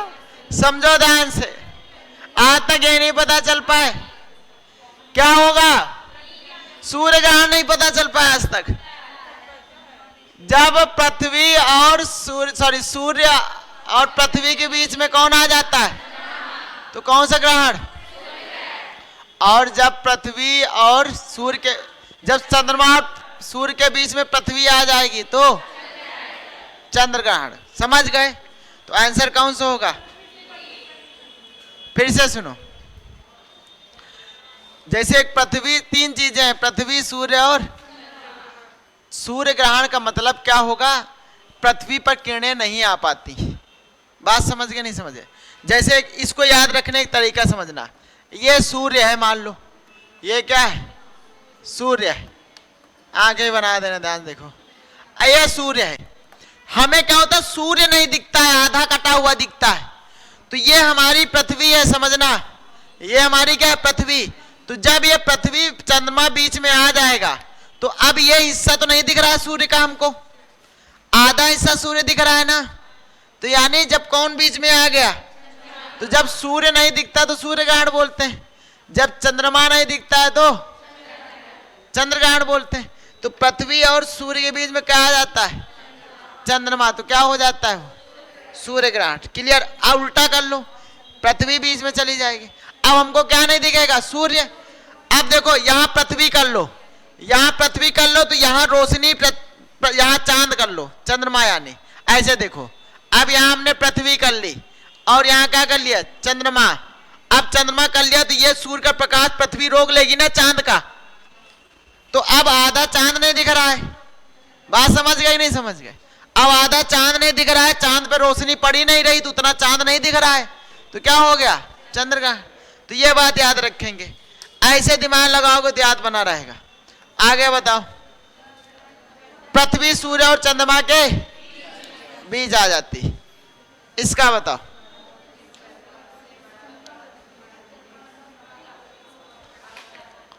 बड़ा प्रतिबिंब बनाने की क्षमता, अवतल दर्पण। अच्छा एक चीज और याद रखेंगे, ये नोट करके कहीं, ये पॉइंट भी नोट कर लो, नोट करके एक पॉइंट नोट करो। उत्तल दर्पण में कहीं भी प्रतिबिंब वस्तु को रखा जाए, उत्तल दर्पण में कहीं भी प्रतिबिंब वस्तु को रखा जाए, उत्तल दर्पण में वस्तु को कहीं भी रखा जाए, उसका प्रतिबिंब सदैव, उसका प्रतिबिंब सदैव उत्तल दर्पण में कहीं भी वस्तु को रखा जाए उसका प्रतिबिंब सदैव P और F के बीच में बनता है, छोटा, आभासी और सीधा। छोटा, आभासी और सीधा। तो कहीं पर भी वस्तु रख दोगे किसके सामने तो हमेशा कहां बनेगा, P और F के बीच में, वो छोटा। लेकिन अवतल दर्पण P और F के बीच में वस्तु को रख दिया तो प्रतिबिंब कहां बनेगा, पीछे और बड़ा। समझ गए ना। तो उत्तल दर्पण में कहीं भी रख दो, इधर उत्तल दर्पण में कहीं भी रख दोगे, लेंस की बात नहीं कर रहे हैं, उत्तल दर्पण की बात कर रहे हैं। कहीं पर भी वस्तु रख दो, हमेशा प्रतिबिंब P और F के, और कैसा बनेगा, छोटा। तो कौन सा प्रतिबिंब बड़ा बनाएगा, कौन सा दर्पण, कौन सा, अवतल दर्पण। समझ गए, क्योंकि इसी के पास बड़ा प्रतिबिंब बनाने की क्षमता होती है। आगे आ जाओ। और बाकी समान आकार प्रतिबिंब कौन बनाएगा, समतल, बराबर दूरी पर भी बनाएगा। कौन सा विस्तृत क्षेत्र दिखाता है, विस्तृत मतलब समझ गए, अवतल बड़ा दिखाता है ना, विस्तृत का मतलब बड़ा दिखाई देना। चलो इधर आ जाओ। किस लेंस में प्रकाश फैलाता है, अवतल लेंस में फैला, और इसमें क्या होगा, सिकुड़ता है। चलो आगे आओ।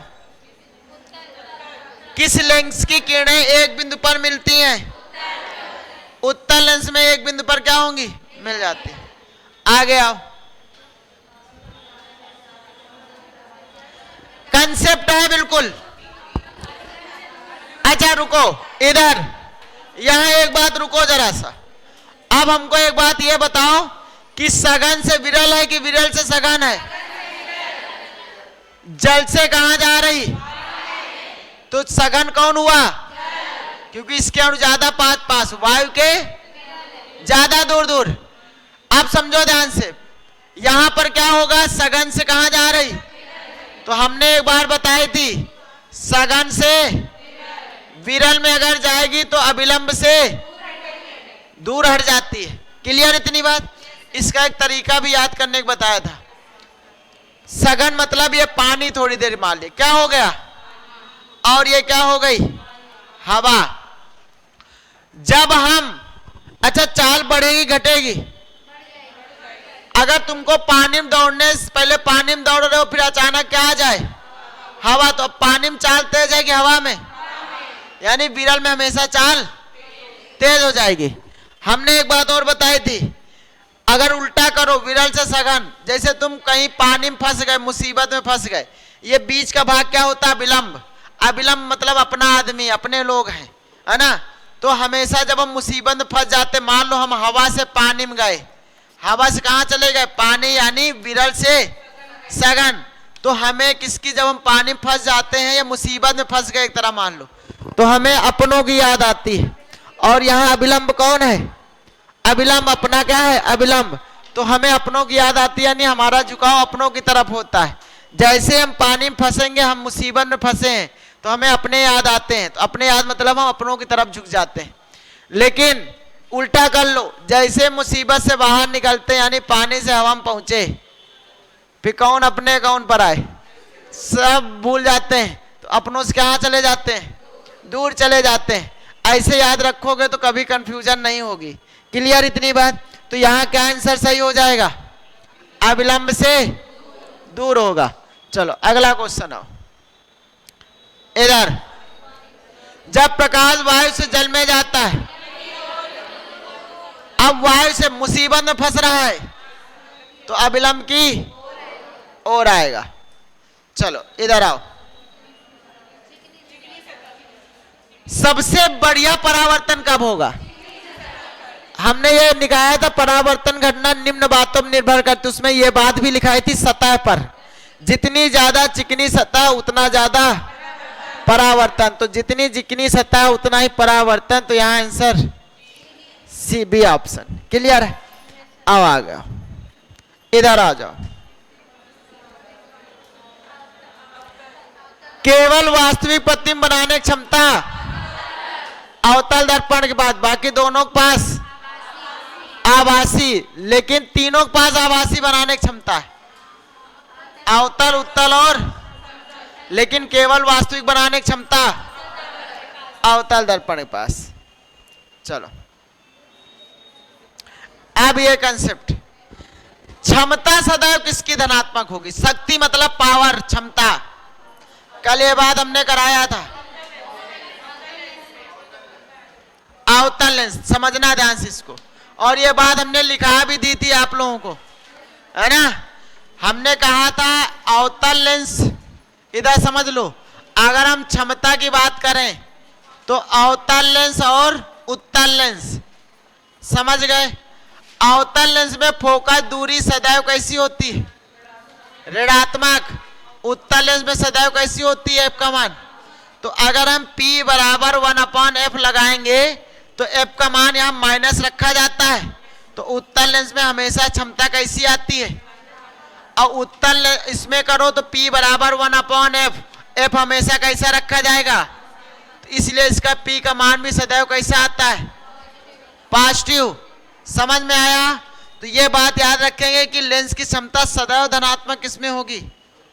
धनात्मक की बात हो रही है, किसमें होगी? समझ में आएगी नहीं है? क्योंकि फोकस दूरी पर ही निर्भर कर रही है। तो अवतल लेंस में माइनस में फोकस दूरी होती है, उत्तल लेंस में प्लस में। तो एफ अगर माइनस में रखोगे तो मान माइनस में आ जाएगा, प्लस में रखोगे तो मान प्लस में। तो ये बात याद रखेंगे हमेशा।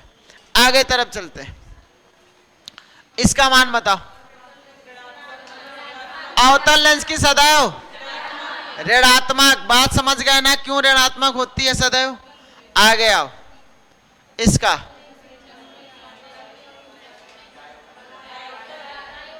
चश्मे की इकाई डायोप्टर। कितने पावर का लगा? तुम लोग खाली ये पूछते हो, लेकिन अब किसी से पूछना कितने डायोप्टर का लगा है।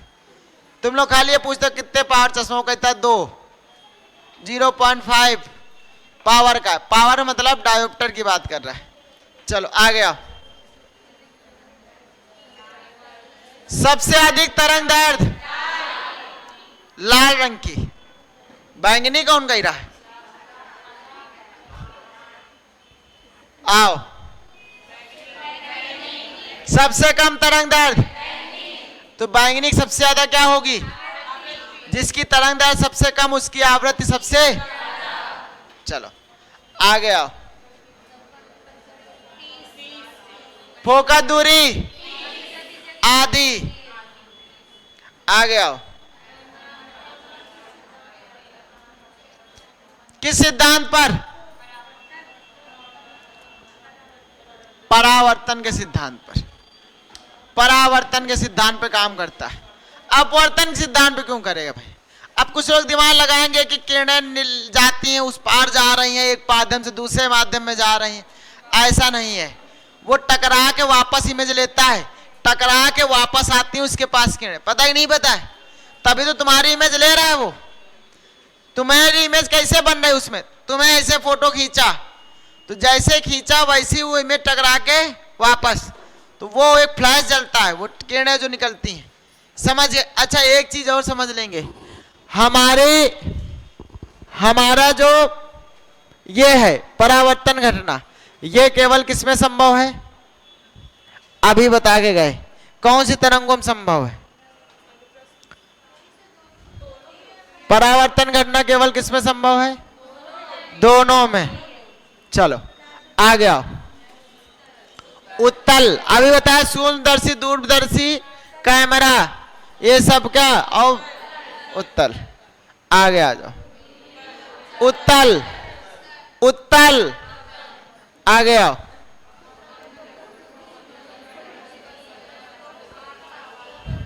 फोकस और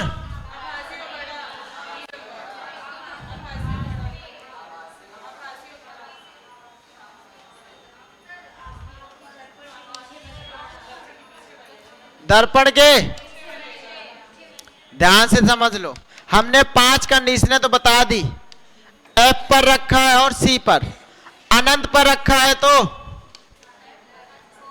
फोकस पर, अनंत और सी के बीच में रखा है तो सी पर रखा है तो सी पर ही बनेगा। यहां रखा है तो, अगर फोकस पर रखा है तो, लेकिन शब्द लगा है, ध्यान समझना। अगर यहां रख दिया गया ये 5 और 6 वाला, तो अब दर्पण कहां बनेगा? पीछे, और एफ और पी के बीच में बनेगा। क्लियर इतनी बात? और बड़ा बनेगा यहां, कैसा बनेगा? हमने बताया था यहां आभासी प्रतिबिंब सदैव बड़ा बनता है और सीधा बनेगा और धनात्मक। तो यहां आ जाओ, कौन सा होगा? आभासी और बड़ा। एक कंडीशन होती जहां आभासी बनेगा, अगर एफ और पी के बीच में रख दिया जाए, यानी एफ और दर्पण के बीच में। चलो आ गया। उत्तल दर्पण में हमेशा प्रतिबिंब दर्पण के आभासी और कहां बनेगा? एफ और पी के बीच में। आगे आ जाओ। मुड़ने का मतलब विचलन से है। आओ आगे आओ।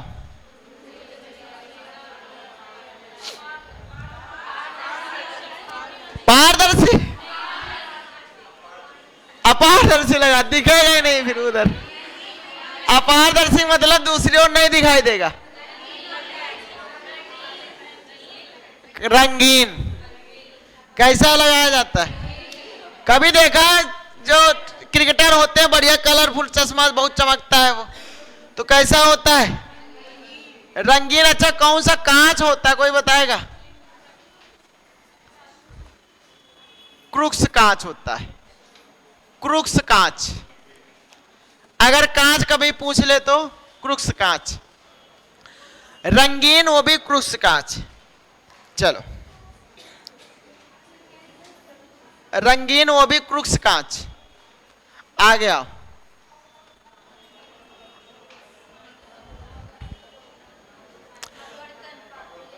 ऊपर उभरा हुआ दिखाई देता है पानी, ये सीधा सीधा उदाहरण लिखाया है। पानी में सिक्का थोड़ा उभरा हुआ, किसका उदाहरण है? अपवर्तन का। जल में पड़ी छड़ टेढ़ी दिखाई देती, किसका उदाहरण? अपवर्तन का। चलो आ गया। किसका उदाहरण है? तारों का टिमटिमाना, वायुमंडली। अपवर्तन बताया भी था, पृथ्वी ऊपर 4 मंडल, तो जिगजैग में हमारी रेस आती है ना, समझ गए ना? 5 मंडल पाए जाते, तो इधर जाती, इधर मुड़ जाती, इधर जाती, इधर मुड़ जाती। ये बात समझाई थी। अगला आओ। पहले ही दिखाई देने लगता है, अपवर्तन, बिल्कुल सही बात। वही पहले मतलब समझ में आता है इतना बड़ा सूर्य है, तो किसका उदाहरण है? सूर्य उगते और डूबते समय शिथिल या पहले दिखाई देना लेकिन लाल दिखाई देना, प्रकीर्णन का उदाहरण। आ गया।